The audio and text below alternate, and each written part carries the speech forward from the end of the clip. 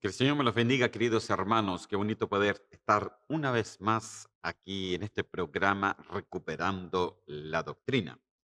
Y antes de empezar, me gustaría hacer una pequeña oración para que el Señor nos pueda dar el entendimiento necesario y poder saber de que Dios es un Dios bueno y que quieres prepararnos para esta venida que es inminente, hermano querido.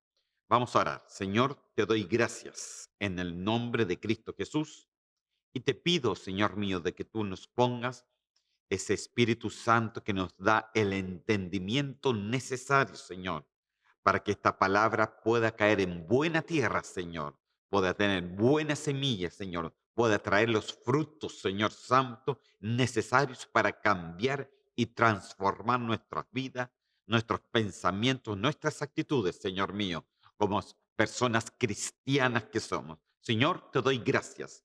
Bendícenos en el nombre de Cristo Jesús. Gracias, Señor. Amén y amén. Amén, queridos hermanos. Vamos a estar siguiendo esta temática que empezamos el miércoles pasado. Yo espero de que le esté gustando esta temática porque es una temática muy interesante, hermano, de que he estado poco a poco analizándola y el Señor, yo pienso que poco a poco nos ha estado revelando un poquito más de lo que es su palabra. Y en sencillamente, una de las cosas que vimos, queridos hermanos, es, vamos a ver si podemos, aquí, vemos este versículo bíblico y vimos ahí en Efesios capítulo 4, versículos 10 y 11, que estuvimos viendo, dice, el que descendió es el mismo que también subió por encima de todos los cielos, para llenarlo todo. Y él mismo constituyó a unos apóstoles, a otros profetas, a otros evangelistas, a otros pastores y maestros. Hoy día, hermano, vamos a seguir esta temática que le he puesto por nombre el Apocalipsis de la Iglesia. Solamente le quiero hacer un pequeño resumen muy cortito de lo que vimos la vez pasada. Y vimos primeramente de que nosotros como cristianos tenemos que llegar a perfeccionarnos. Pero dice aquí el que el Señor mismo constituyó. No fue ni el hombre, no fue la iglesia, no fue una institución, no, el Señor mismo dice que constituyó a unos ser apóstoles, otros profetas, evangelistas, pastores y maestros. Estos son los 5 ministerios, la mano de Dios que tienen, hermano, realmente una meta para la iglesia del Señor. El Señor lo constituyó por algo. El Señor nada hace si no tiene un propósito por lo que el Señor quiere hacer. Amén. Y el propósito también, por supuestamente, lo vimos ahí en Efesios capítulo 4, versículo 12 al 13, y que dice así, a fin de, mira, esto tiene un fin. O sea, el que el Señor haya constituido 5 ministerios tiene un fin de perfeccionar a los santos. O sea, de perfeccionar a su iglesia, de perfeccionar al cristiano, a usted y también a mí, hermano. Amén. Dice, para la obra del ministerio, o sea, nos perfecciona para hacer una obra en el ministerio. Nos perfecciona para estar dentro, hermanos, de una iglesia y no es solamente de aquellos que se sientan, sino de aquellos que sirven al Señor. Amén. Dice, para la edificación del cuerpo de Cristo, hasta que todos, mire, y esto tiene un fin. Y esta es la meta, hermano, de la iglesia. Esta es la meta que el Señor nos dejó. ¿Cuál es el fin? ¿Por qué se crearon 5 ministerios? ¿Por qué el Señor los constituyó? ¿Por qué Él nos tiene que perfeccionar? Hasta llegar a esto, a la unidad de la fe. Punto uno.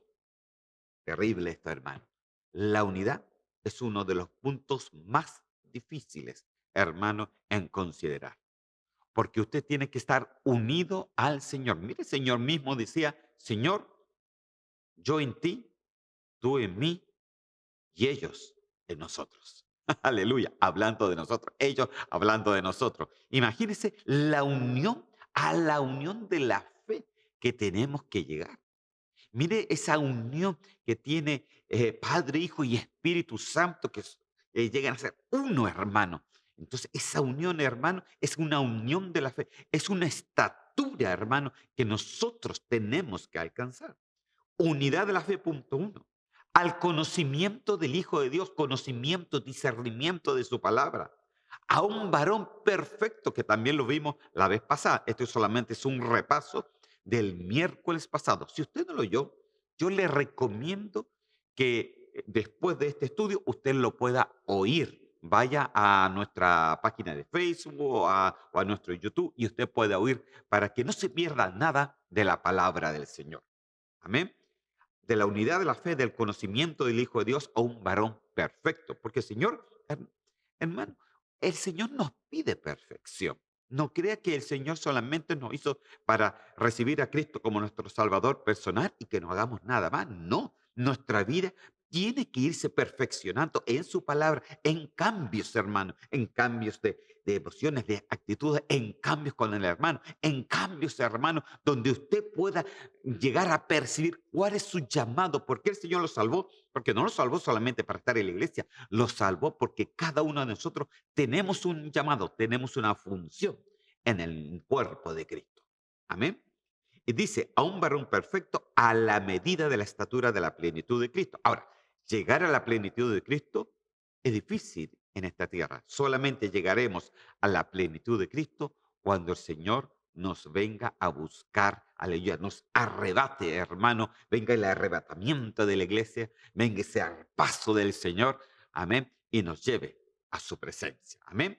Pero las otras tres son cosas que el Señor tiene que cumplir, hermano, en nosotros, amén, en nuestra vida. Y es por eso que están los 5 ministerios, para que realmente nos perfeccionen en todas estas cosas. Ahora, el gran problema, hermano, es de que muchos no enseñan estos. Entonces, como no se enseña, la iglesia pasa a ser ignorante de la palabra del Señor. Entonces, es muy importante, usted hoy día tiene todas las redes sociales están dispuestas para que usted pueda también ser partícipe de esta palabra del Señor. Entonces, cuando ya vimos varias cosas la vez pasada, vimos de que esta perfección, hermano, esto de llegar al varón perfecto, esto del conocimiento y el entendimiento, hermano, estas metas que el Señor nos pide, fíjese de que leyendo las 7 iglesias, que las cartas que se mandaron a las 7 iglesias, ahí, las 7 iglesias del Apocalipsis, algunos le dicen, o las 7 cartas que se mandaron a las iglesias de Asia, ahí está un misterio, hermano. Ahí está la palabra, hermano, porque nada de lo que Dios escribe, lo escribe por escribirlo. Todo tiene el porqué. Y como es Apocalipsis, como es revelación, nosotros tenemos que sacarle a esa palabra la revelación que Dios quiere que tengamos para nuestras vidas. ¿Cuáles son estas 7 iglesias? Está la iglesia, por ejemplo, de Efeso, primeramente. También está la iglesia de Esmirna, la iglesia de Pérgamo, la iglesia de Tiatira, la iglesia de Sardis, la iglesia de Filadelfia, la iglesia de la Odisea. Amén. La de Efesios tenemos Apocalipsis 2:1, la de Esmirna, Apocalipsis 2:8 en adelante, la de Pérgamo, Apocalipsis 2:12 en adelante, de la iglesia de Tiatira, Apocalipsis 2:18 en adelante, la iglesia de Sardis, Apocalipsis capítulo 3, del 1 en adelante. Iglesia de Filadelfia, Apocalipsis capítulo 3, del 7 en adelante. Y iglesia de la Odisea, Apocalipsis capítulo 3, del versículo 14 en adelante. Ok, hasta aquí llegamos la vez pasada. Y vamos entonces ahora a tratar de avanzar en este estudio bíblico de doctrina. Ahora, quiero que entienda que aquí hay 7 iglesias. Hay 7 iglesias. ¿M? Y no quiere decir, hermano, de que solamente para Dios existían 7 iglesias. Porque en este tiempo que se escribió esta carta, Juan que escribió el Apocalipsis, ya en aquel tiempo existían muchas iglesias. Estaba la iglesia también en Jerusalén. Estaba la iglesia en Grecia, en Tesalónica, en Corintio. Estaba la iglesia en Gálatas. Había muchas iglesias, hermano, por alrededor. Pero el Señor hizo escribir esto porque dentro de esas palabras había un misterio para nosotros en el día de hoy. Mira, hermano, esto ya se empieza a hacer interesante.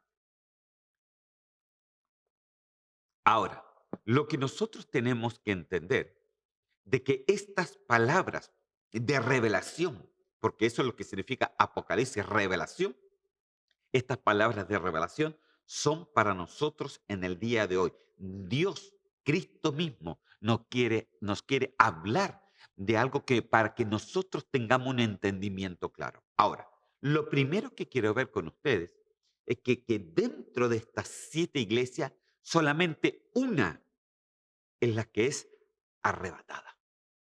Mire, dentro de estas 7 iglesias, solamente es una la que es llevada. Es una la que está preparada para ser arrebatada por el Señor, la que está preparada para ser novia y esposa del Cordero.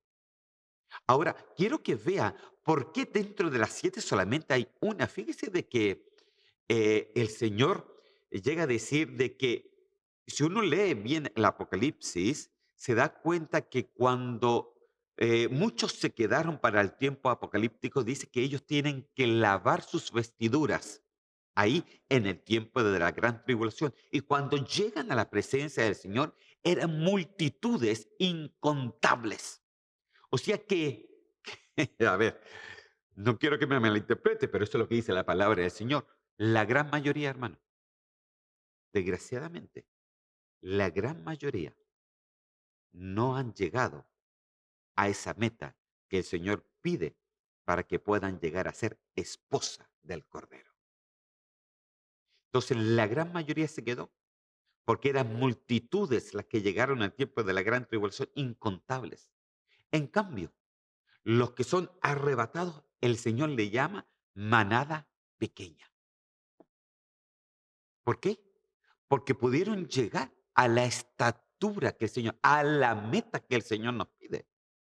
Entonces, ¿cuál de todas estas iglesias son la que es arrebatada? Aquí es la iglesia de Filadelfia. Y no me refiero, hermano, porque seguramente en su país tiene una iglesia que se llama Filadelfia. Aquí en Suecia también hay una institución, iglesia que se llama Filadelfia. No me refiero al nombre, porque el nombre en sí ya no tiene que decir mucho, sino me refiero a cómo esta iglesia, cómo estos cristianos realmente se prepararon. Mire, ¿qué es lo que dice entonces con respecto a esta iglesia de Filadelfia? Capítulo 3, versículo 10. Dice así: por cuanto has guardado la palabra de mi paciencia, yo también te guardaré de la hora de la prueba, que ha de venir sobre el mundo entero, para probar a los que moran sobre la tierra.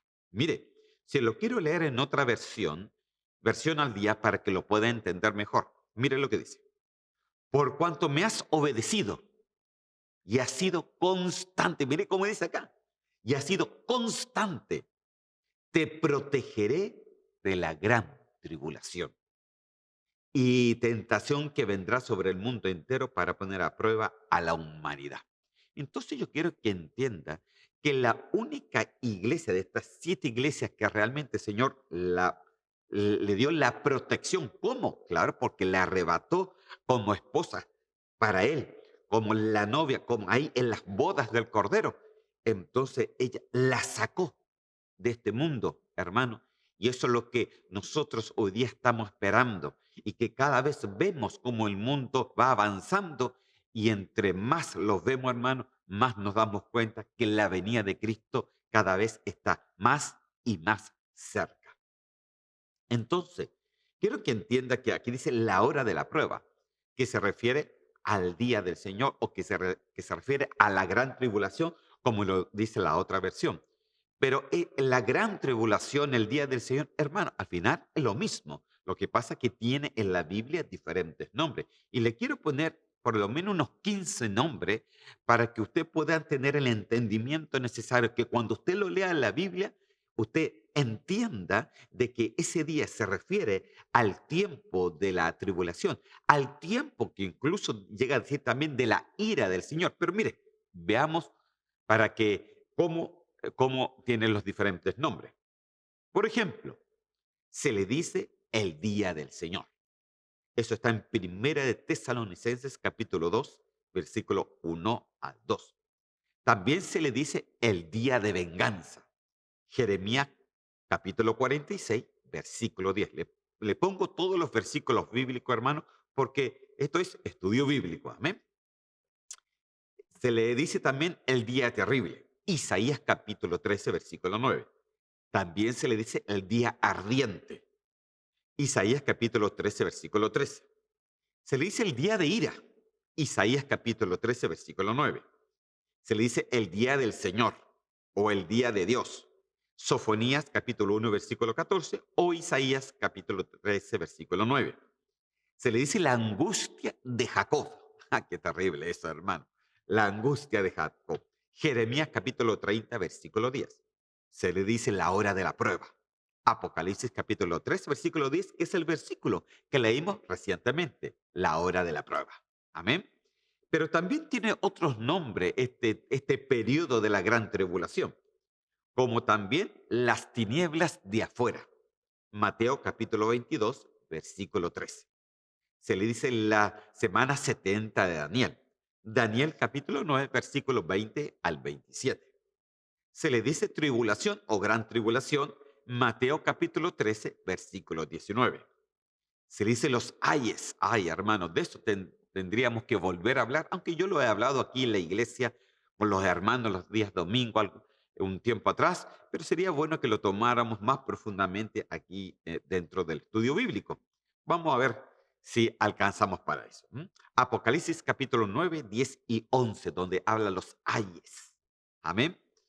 Los 7 años de las vacas flacas también se le dice a ese tiempo de tribulación. Génesis capítulo 41, 26 al 27, porque esto era una sombra de lo que iba a venir después. El horno de fuego 7 veces calentado a las 7 iglesias. El periodo, ¿cuánto duraba? 7 años. Vaya entendiendo. Amén. Daniel capítulo 3, versículo 19. El día de pánico. Isaías capítulo 22, versículo 5. Wow, hermano, mire, estos son algunos nombres que tiene ese periodo de la gran tribulación. Yo espero que usted haya alcanzado a, qué sé yo, ponerle una fotito ahí para que usted en la casa lo pueda ver y lo pueda también estudiar en su Biblia. Amén.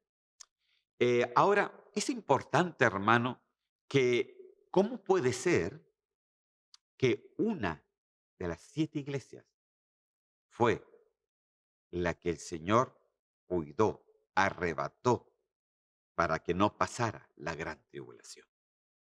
Porque esa iglesia, hermano, esos cristianos, y le vuelvo a retirar, no se refiere a la iglesia en sí, Filadelfia, sino se refiere a la postura de los cristianos hoy en el día de hoy. Eso es lo que el Señor nos está hablando. Y eso es lo que hoy día, poco a poco, vamos a ir viendo de cuál era la forma que Filadelfia hablaba, cuál era la forma que se conducía, porque ellos fueron arrebatados y de esa misma forma nosotros tenemos que estudiarla para también saber en qué cosas estamos fallando.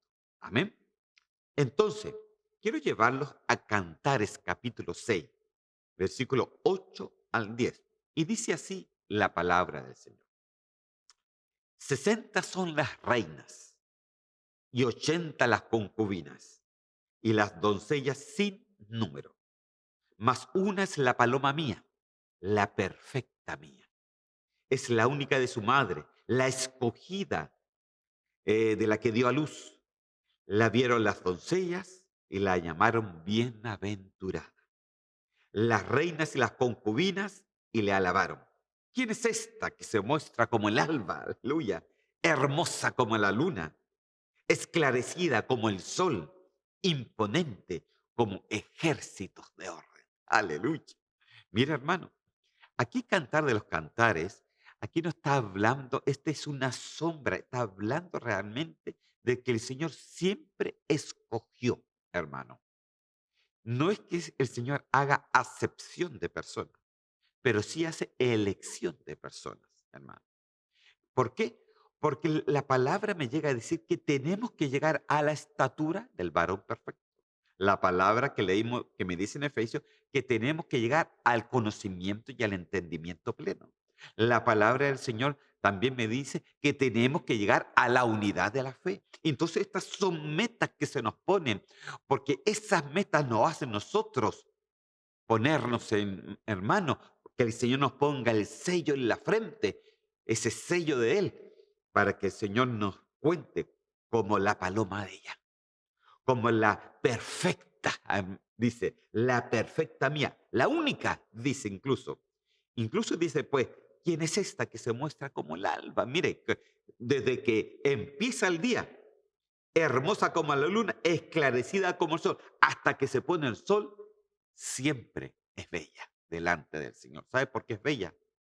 Porque ha sido perfeccionada, porque tiene unidad en la fe, porque tiene conocimiento, entendimiento y porque ha llegado al varón perfecto. Entonces, hermano, ¿quién es esta que se muestra como el alba? Hermosa como la luna, esclarecida como el sol, imponente como ejércitos de orden. Aquí, a ver, mire, el Señor dice, esta es bella, esta es linda, esta es preciosa, esta es la única. La alaban, hay muchas doncellas, hay reinas, pero una es la paloma, una es la iglesia del Señor, una es la amada, una es la novia y una va a ser la esposa también. ¿Eres tú parte de eso? Entonces yo pienso que estos estudios son para que tú y yo podamos entender, porque tenemos que prepararnos, querido hermano, prepararnos para su venida. Entonces dice, esclarecida como sol. Ahora, esto a mí me impresionó un poquito, que dice, imponente como ejércitos de orden. Los ejércitos de orden eran muy imponentes, estaban bien preparados, bien paraditos, hermano. Pero una novia, como un ejército. ¿Sabe qué significa esto? Que es un cristiano que sabe pelear la buena batalla de la fe. Aleluya. Sabe ponerse el casco, sabe usar la espada, sabe defenderse con el escudo de la fe, sabe, hermano, ponerse el traje, tiene bien puestos los calzados, aleluya, tiene todo el uniforme del Señor, aleluya, porque es imponente como ejército, sabe pelear, sabe luchar, sabe defenderse, sabe ir adelante, no se va ni a diestra ni a siniestra, recorre y anda siempre hacia adelante, como un soldado romano, hermano, que todo el tiempo iba adelante. Ellos estaban bien protegidos adelante, pero no tenían protecciones atrás, porque no se podían devolver. De esa manera, el Señor nos dice que este es imponente como ejércitos de orden. Aleluya. Y eso es llegar, hermano, a un tipo de perfección. Que nada ni nadie te saque de las cosas del Señor. Amén. Mire, hablando de esto, dice que se muestra como el alba. Mire lo que dice en Proverbios capítulo 4, versículo 18. Mas la senda de los justos es como la luz de la aurora. Aleluya. Como la luz de la aurora, que va en aumento hasta que el día es perfecto, hermano. Mire, así son los justos del Señor. Dice, se levanta, pero cada vez va a ir perfeccionando. Y va a ser perfeccionándose, y va perfeccionándose, y va perfeccionándose hasta que dice, hasta que el día es perfecto, la luz es perfecta. Se lo pongo en otra versión, la versión al día dice así, la senda de los justos se parece a los primeros rayos de luz del amanecer, que brillan cada vez más hasta que es pleno día. Aleluya. Hasta que es pleno día. Imagínese, hermano, o sea, de que nosotros, cuando aceptamos a Cristo como nuestro Salvador personal, esos son los primeros rayos de luz en nuestra vida. Pero no se quedó todo ahí. Tenemos una meta que recorrer. Tenemos una carrera que correr. Tenemos que perfeccionar en nuestras vidas. Tenemos que ir cambiando. El Señor nos tiene que ir transformando con la ayuda del Espíritu Santo. Entonces nosotros lo que tenemos que hacer es de que empieza, pero tenemos que ir hasta que quede perfecto, porque cuando el Señor nos ve como la luz de pleno día, entonces hemos llegado a esa meta y somos parte de la novia del Señor. Aleluya, hermano. Es que, hermano, todos pueden ser reinas, todos, incluso algunos pueden ser hasta doncellas, pero la amada del Señor es una, es una. Entonces yo le quiero decirles, queridos hermanos, de que no se trata de que solamente tú hayas recibido al Señor como tu Salvador personal, sino se trata de que tú tienes que pelear la buena batalla de la fe hasta el final. No te quedes ni a diestra ni a siniestra. No te duermas, queridos hermanos. No te hagas hacia adelante en la meta. Amén. Gloria a Dios. Ya, mire, ya conociendo esto, quiero que vamos entonces a la primera iglesia que quiero decirle. Ya hablé un poquito, muy poquito, hermano, sobre la iglesia Filadelfia, pero lo vamos a volver a retomar, hermano, para que usted se vaya cada vez encontrando con más misterios sobre estas 7 iglesias que nos hablan realmente de cómo tenemos que llegar a esa estatura que el Señor nos pide. Entonces, la iglesia de Efeso. Vamos a estar viendo. Amén. La iglesia de Efeso. Y vamos a leer todo el versículo que pertenece a la iglesia de Efeso. Eso está ahí en Apocalipsis, capítulo 2, versículos 2 al 4. Y dice así: escribe al ángel de la iglesia en Efeso, el que tiene las 7 estrellas en su diestra y el que anda en medio de los 7 candeleros de oro.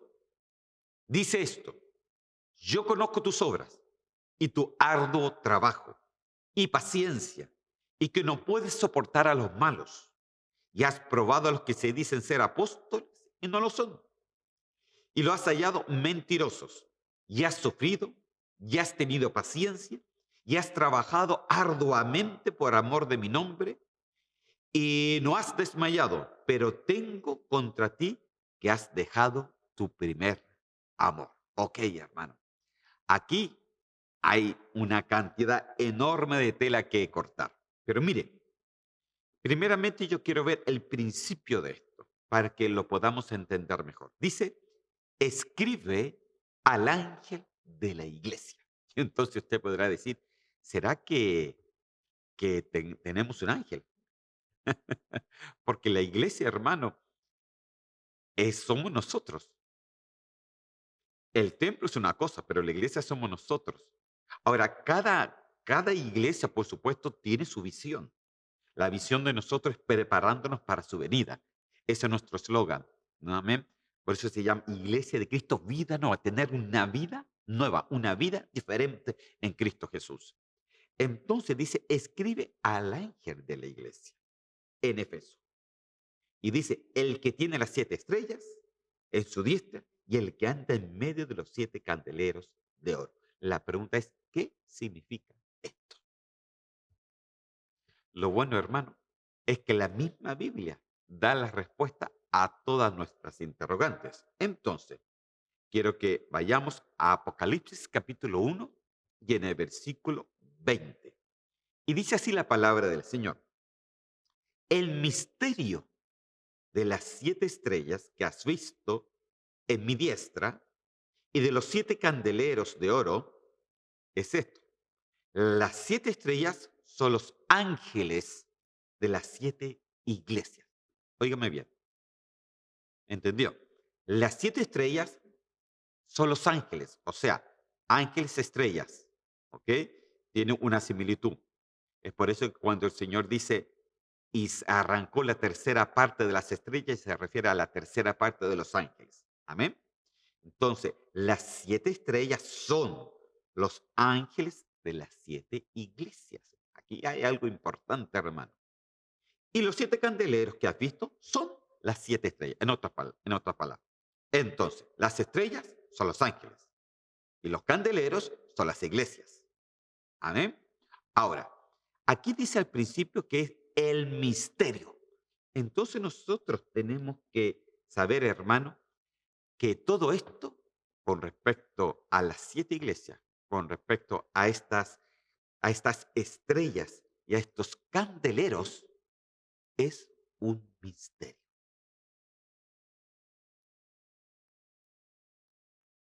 No porque lo diga yo, sino que la misma palabra lo estaba diciendo. Entonces nosotros aquí ya empezamos a profundizar un poquito más en la palabra del Señor, porque los misterios están para ser revelados. Los secretos, dice el Señor, pertenecen a Dios. Eso no es revelado a nadie. Pero los misterios de Dios sí pueden ser revelados a sus hijos, hermano. Y aquí la palabra me dice que esto es un misterio. Es un misterio con respecto a las estrellas y es un misterio con respecto a los candeleros. Porque todo lo que se escribió en las 7 iglesias se escribió para las estrellas y para los candeleros.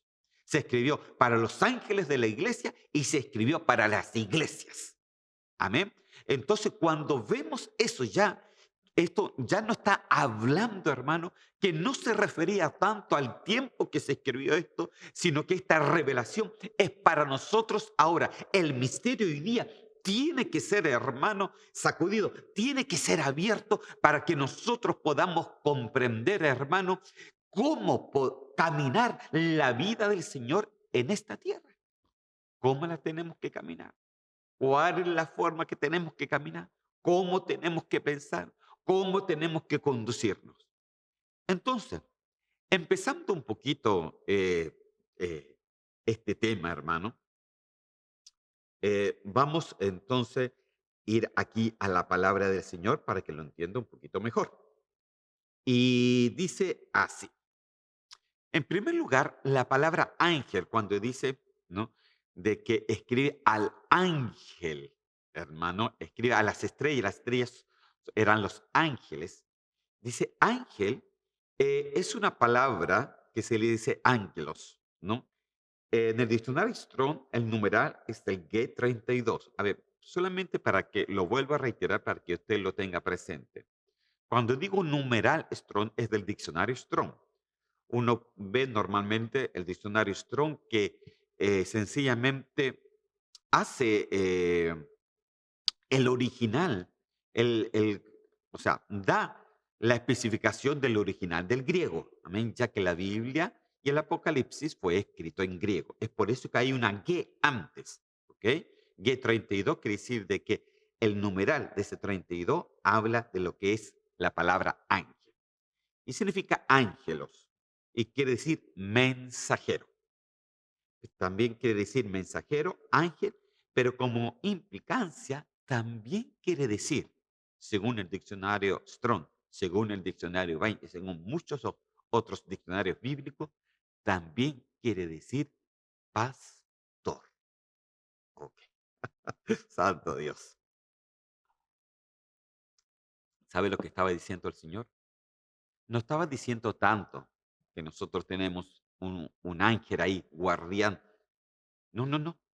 El Señor le está diciendo, escribe al pastor, escribe a los pastores de la iglesia, escribe a los siervos de la iglesia, escribe a aquellos que tienen la responsabilidad de preparar a mi pueblo.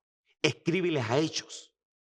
Ellos son los responsables, porque el Señor mismo, dice en Efesios, constituyó a quienes, apóstoles, a profetas, a evangelistas, a pastores y maestros. Escríbeles a ellos, que son los que tienen la responsabilidad de preparar, de perfeccionar a los santos para que puedan llegar a la meta. ¿Cuál era la meta? ¿Se acuerda cuál era la meta? Llegar a la unidad de la fe, llegar al conocimiento y discernimiento pleno y también llegar al varón perfecto, a la perfección.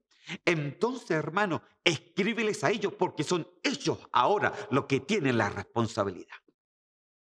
Wow, hermano, esto ya, con todo esto ya nos cae, hermano, principalmente sobre los pastores y principalmente sobre los evangelistas, los profetas, los apóstoles, nos cae un peso encima, porque somos los responsables, hermano. Los primeros responsables. No quiere decir de que, claro, usted dice, pero yo soy oveja nomás, menos mal. No, hermano, usted también tiene una responsabilidad con respecto a la palabra que se le da. Amén. Entonces, ángel son las cabezas de ministerios, apóstoles, profetas, evangelistas, pastores y maestros. Entonces nosotros tenemos que saber de que todos estos, según Efesios capítulo 4, están para perfeccionar. Ahora nosotros, hermanos, tenemos que entender de que los pastores tenemos esa responsabilidad de poder llevar a nuestra iglesia, a nuestras ovejas, a ser perfeccionada, a ser novia de Dios, a ser parte de Filadelfia, a ser parte de cómo se conducía, a ser parte de esa iglesia que tiene que ser arrebatada. Tenemos una responsabilidad por delante. Amén. Pero no solamente nosotros, sino todos aquellos que sirven al Señor en cualquier área que tú puedas estar haciendo en la iglesia. Tú tienes una responsabilidad delante del Señor, porque tienes que saber no lo que hace, sino cómo lo hace, para quién lo hace, porque bien dice la palabra que todo lo que hacemos tenemos que hacerlo para el Señor y no esperando nada a cambio. Entonces tú, si tú sirves, aunque sea trayéndome una taza de café, tú tienes una responsabilidad delante del Señor. Al Señor no le podemos engañar. Engañaremos a todo el que está a nuestro alrededor, pero al Señor jamás se le puede engañar. Dice que Él conoce los corazones. Él lee lo que está en tu corazón.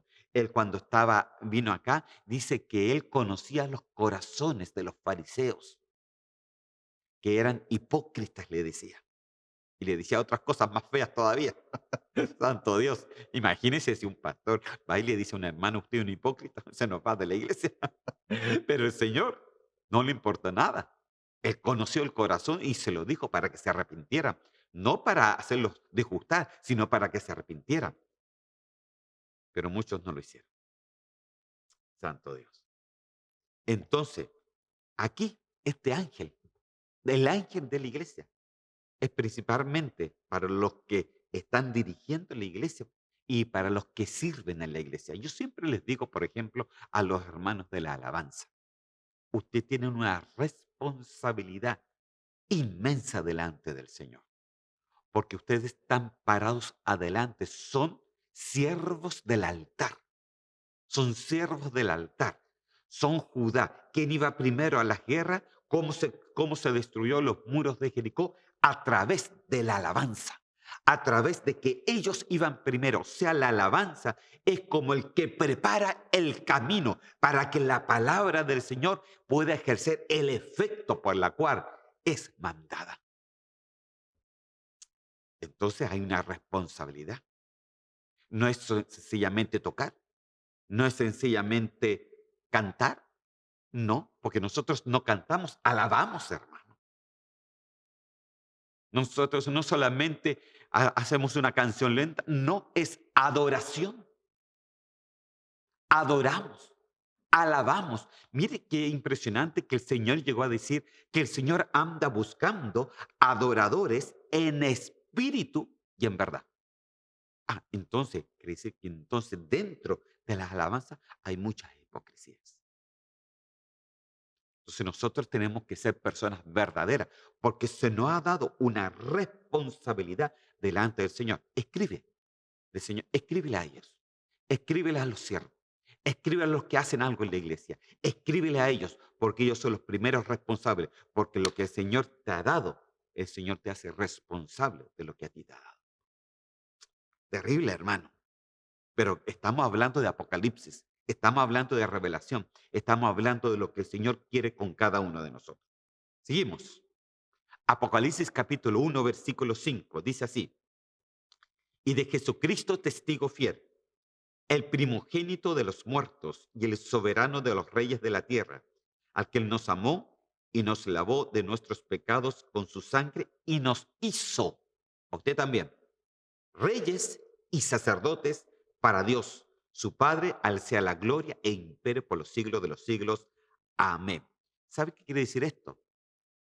Usted que es, dice, que de repente puede decir, ay, pero yo solamente estoy sentado ahí nomás y soy una ovejita. Lo siento. ¿Sabe? Aquí el Señor me dice que usted, como yo, somos reyes y sacerdotes. O sea, mire, dentro del pueblo de Israel estaba la tribu de Leví. Los levitas eran los que servían ahí en el santuario del Señor. Acuérdense que estaba dividido en tres partes. Está el lugar atrio, el lugar santo y el lugar santísimo. Y ellos tenían que participar y ellos tenían turnos para poder participar, pero no todos participaban.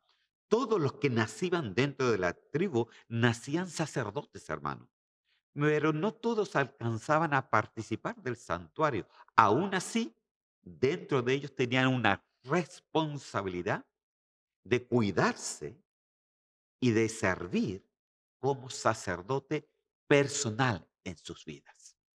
Aquí es lo mismo. El Señor nos hizo a todos reyes y sacerdotes. Sacerdotes. Tenemos diferentes funciones, por supuesto. Unos los hizo pastores, otros evangelistas, otros maestros, otros apóstoles, otros el Señor le ha dado el cuidado a lo mejor de la música, otros cantan, otros alaban, otros adoran, otros incluso limpian el templo, otros están en la puerta, otros atienden a los hermanos, otros están preocupados de las cosas, hermanos, otros cuidan la tesorería, otros hacen muchas otras cosas, pero todos, aunque usted esté sentado en una iglesia y no tenga ningún servicio especial, usted es rey y sacerdote, por lo cual esta palabra también es para usted. Usted no se puede escapar de lo que el Señor ha puesto en usted. Así que es muy importante. Amén. Entonces, todos somos reyes y sacerdotes. Ahora, mire lo que dice la palabra del Señor acá en Lucas. Estoy viendo, hermano, cuánto me queda para no. A ver, amén. Ok. Dice Lucas capítulo 12, versículo 45 y 46. Dice así: Mas si aquel siervo dijera en su corazón, mi señor tarda en venir, santo Dios, y comenzare a golpear a los criados y a las criadas, y a comer y beber y y embriagarse, vendrá el señor de aquel siervo el día que éste no espera y a la hora que no sabe, y le castigará duramente y le pondrá con los infieles. Ok, santo Dios, veamos esto. Lo que estoy hablando es palabra de rapto, hermano, palabra de rapto.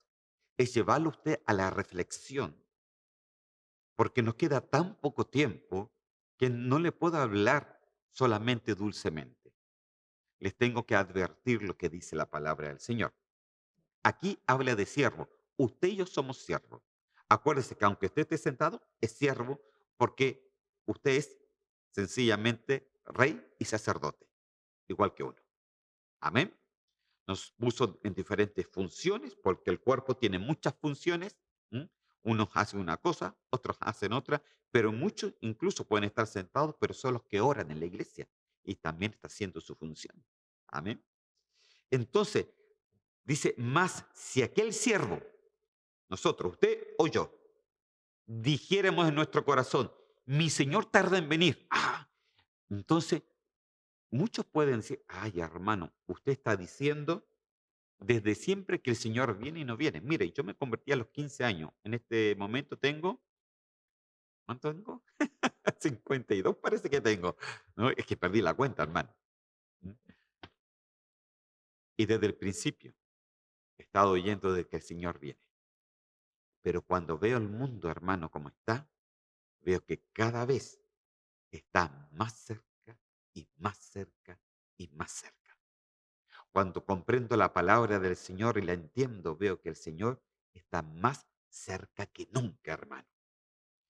Pero si dijéramos que el Señor tarda en venir, entonces a todos aquellos que dicen, "Ah, no importa si el Señor no creo que venga, si, ay, mire, si el mundo pasa, las personas se mueren, hay esto, otro", hermano, cuidado con la ligereza de pensamiento. Dice, y comenzar a golpear a los criados, a las criadas, y a comer, a beber y a embriagarse. ¿Qué quiere decir eso? Si tú dijeres en tu corazón, el Señor no creo que venga todavía. Así que voy a trabajar, voy a hacer mis cosas, voy a preocuparme de lo mío, voy a sencillamente a vivir mi vida, voy a vivir mi vida loca, que dicen por ahí, voy a hacer esto otro, y voy a trabajar y voy a tener esto y voy a tener esto otro, y tú solamente estás empecinado, estás solamente concentrado en lo que tú quieres hacer y no concentrado en lo que el Señor te mandó a hacer, entonces, hermano, hemos perdido el blanco. Hemos errado la meta. Tenemos un camino no recto, solamente un camino paralelo. Lo vemos, pero no caminamos por ahí. Entonces, hermano, cuando dice comenzar a golpear a los criados, es hacer su propia voluntad. De eso está hablando, hacer nuestra propia voluntad. Porque ya les dije que hay una meta en nosotros. Si tú no entiendes la meta, ya es tiempo que la entiendas. Tenemos que llegar a la unidad de la fe. Tenemos que llegar al conocimiento y el entendimiento pleno. Tenemos que llegar a la perfección del varón perfecto. Entonces, hermano, la meta ya está dicha. Efesios capítulo 4. Incluso los ministerios están puestos para que tú llegues a esa meta. Yo espero realmente que tú tengas un pastor, una iglesia donde te enseñen la palabra del Señor, para que no seas ignorante, sino que seas adelante, para que puedas caminar con paso firme las cosas del Señor. Pero dice, si mi Señor tarda en venir, entonces, ¿qué va a pasar de repente? ¿Qué te puede pasar? O te va a pasar en la tierra o te va a pasar en el cielo. Vendrá el Señor de aquel siervo en día que no espera. Es un día que no espera, que dice, ah, no importa, el Señor no viene, y de repente viene, hermano. Y a la hora que no sabe. Mire, esto es interesante, porque la palabra del Señor me dice, que desgraciadamente no se lo puse acá, pero se los puedo decir, que el Señor en alguna parte viene como ladrón de noche. Amén. Entonces el ladrón de noche no se sabe cuándo viene. Pero en otra parte también de la palabra dice que el ladrón viene para aquellos que están desapercibidos de la venida del Señor. Y esto es muy interesante, porque por lo contrario, son aquellos que caminan en oscuridad, que no están apercibidos en las cosas del Señor. Para ellos vendrá el ladrón de necios, porque dice, vendrá el Señor de aquel siervo. ¿De qué siervo? Del siervo que dice, no importa, yo hago mi vida, total hago aquí, hago allá, un día domingo, qué sé yo. No, un día domingo, yo una vez al mes no me voy a la iglesia, con eso basta. No hay que ser tan fanática, santo Dios. Tú no sabes lo que estás diciendo. Tú no entiendes lo que estás diciendo. Tú no has entendido lo que el Señor puso en ti y lo que Él tuvo que hacer para poner una salvación tan grande en ti. Vendrá el Señor de aquel siervo en día que no espera y a la hora que no sabe. ¿Y qué hará? Le castigará duramente y lo pondrá con los infieles. Yo le pregunto a usted, ¿dónde el Señor les va a poner? Con los infieles. ¿Pero qué significa eso? ¿Qué significa que el Señor nos ponga con los infieles? Aquel siervo. Porque un siervo del Señor que no entiende las cosas del Señor se convierte para el Señor en un impío. Y los impíos y los infieles, en este caso los pecadores, quedan para el tiempo de la gran tribulación. Entonces vaya entendiendo lo que dice en la iglesia de Efesos. Vaya entendiendo el misterio del mensaje de Dios. Vaya entendiendo qué es lo que el Señor nos quiere hablar, qué es lo que el Señor nos quiere decir. De que este misterio se trata de que tenemos que estar preparados para ser partícipe de Filadelfia. Pero si nos quedamos como en Efeso, entonces ya tenemos un problema, hermano. que podemos llegar a ser infieles y que el Señor nos ve como impíos y nos dejará para el tiempo de la gran tribulación. Y ese tiempo no es recomendable a nadie. Santo Dios, eso es lo que está diciendo la palabra del Señor, hermano. Mire, Lucas capítulo 12, versículos 47 y 48. Amén. Dice así la palabra del Señor. Aquel siervo que conociendo la voluntad de su Señor no se preparó. Usted entenderá por qué el eslogan de esta iglesia es preparándonos para su venida. Amén. Aquel siervo que conociendo la voluntad de su Señor no se preparó, ni hizo conforme a su voluntad. ¿Qué es lo que es prepararse entonces? Hacer su voluntad. Recibirá muchos azotes. Mas el que sin conocerla hizo cosas dignas de azotes, será azotado poco. Porque todo aquel a quien se haya dado mucho, mucho se le demandará. Y a aquel mucho se le haya confiado, más se le pedirá. Ok, paremos entonces. Mire, ¿qué es lo que dice aquí? Aquel siervo que conociendo la voluntad de su Señor. Ok, usted ha reconocido al Señor como su Salvador personal. Usted me puede decir, amén. Gloria a Dios. Entonces, usted reconoció a Cristo como su Salvador personal, pero ahora usted tiene que conocer no solamente a Cristo como su Salvador personal, sino tiene que conocer cuál es su voluntad para nosotros. Pero dice, aquel que conociendo la voluntad del Señor, que conociendo las cosas del Señor, que conociendo que haberlo aceptado y todo, pero no se preparó. ¿En qué? Unidad de la fe. ¿En qué? Conocimiento y entendimiento pleno. ¿En qué? En llegar a la estatura del varón perfecto. ¿Para qué? Para que un día lleguemos a la plenitud de Cristo. Entonces, hermano, tú tienes que prepararte. Pero si no tienes interés en prepararte, entonces somos siervos que no sabremos cuándo el Señor vendrá y nos va a pillar un día como el ladrón en la noche. Eso es lo que dice la palabra.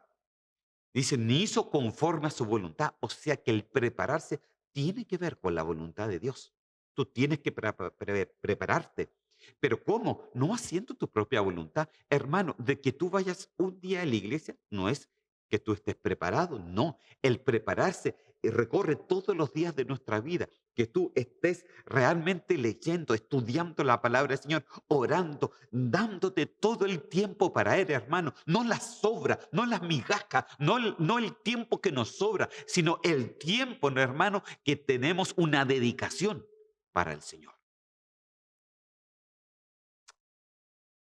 Eso hacer su voluntad. Amén.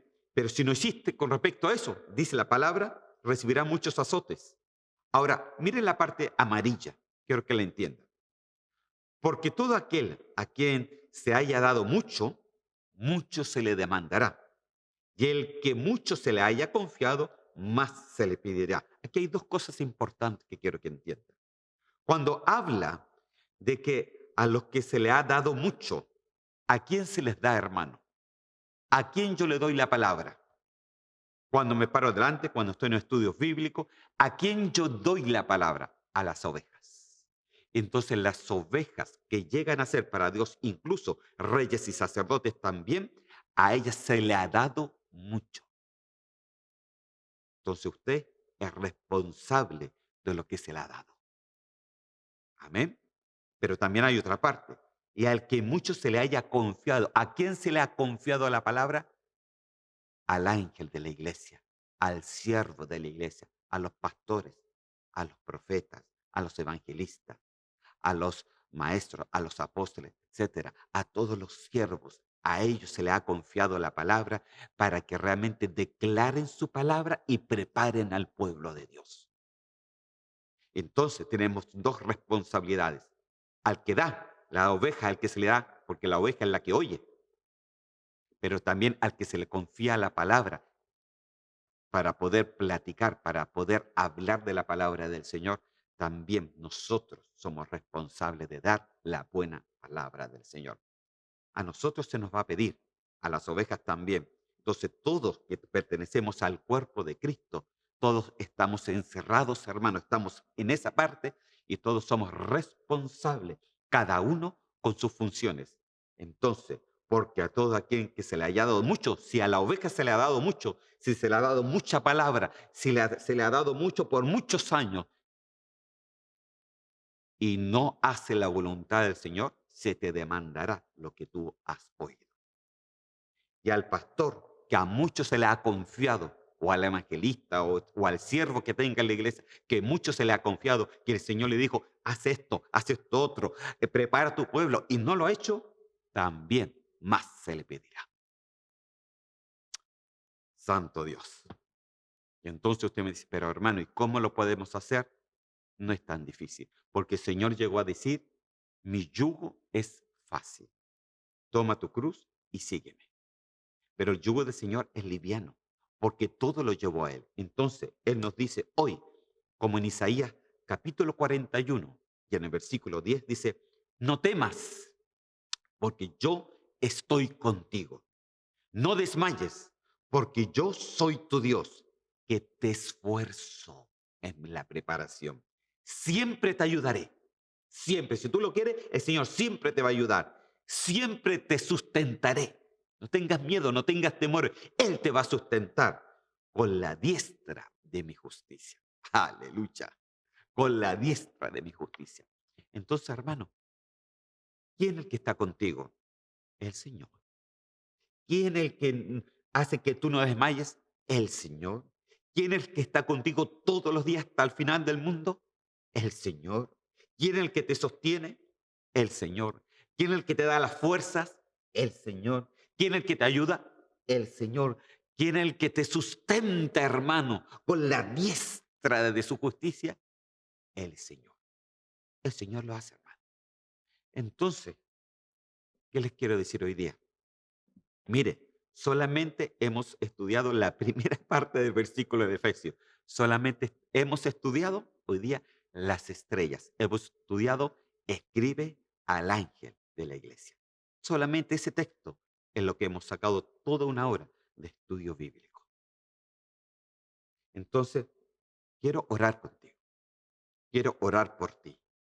Quiero decirte de que el Señor te quiere bendecir, pero también te quiero decir que no tienes que temer. Si tú haces la voluntad del Señor, no tienes por qué temer. Si tú te refugias en Cristo, no tienes por qué temer, porque el Señor está contigo. El Señor murió para estar contigo, no para estar fuera. El que lo echamos para afuera somos nosotros, pero el Señor quiere estar con nosotros. Quiere tener familia, quiere tener la esposa, quiere tener esa novia, quiere ser tu parte de eso. Prepárate, prepárate porque la venida está cerca. Señor, yo te doy gracias por tu palabra. Te pido, Señor mío, de que tú bendigas, Señor, esta palabra, Señor, que hoy día hemos podido estudiar, Señor mío. Yo te lo pido en el nombre de Cristo Jesús y de que hoy día, Señor, haya podido llegar a nuestros corazones, Señor, que sabemos que tenemos una responsabilidad, tanto el siervo, tanto los siervos, Señor Santo, tanto el siervo primario como los siervos secundarios, Señor Santo, todo siervo, Señor, que está en el altar, todo siervo que sirve en una iglesia, tenemos una responsabilidad, pero también la oveja que oye, porque es la que se le da. Señor mío, en el nombre de Cristo Jesús, yo te pido que hoy día hayamos podido entender, Señor, que es necesario, que es urgente, Señor, que nos preparemos para su venida. Te doy gracias. Bendícenos en el nombre de Cristo Jesús. Amén y amén. Amén, hermanos. Mire, recién vamos, recién empezando con estos estudios y nos vamos a estar viendo seguramente este próximo miércoles, si así Dios lo permite y si no ha venido antes. Amén. Que el Señor me los bendiga grandemente y nos vemos hasta la próxima.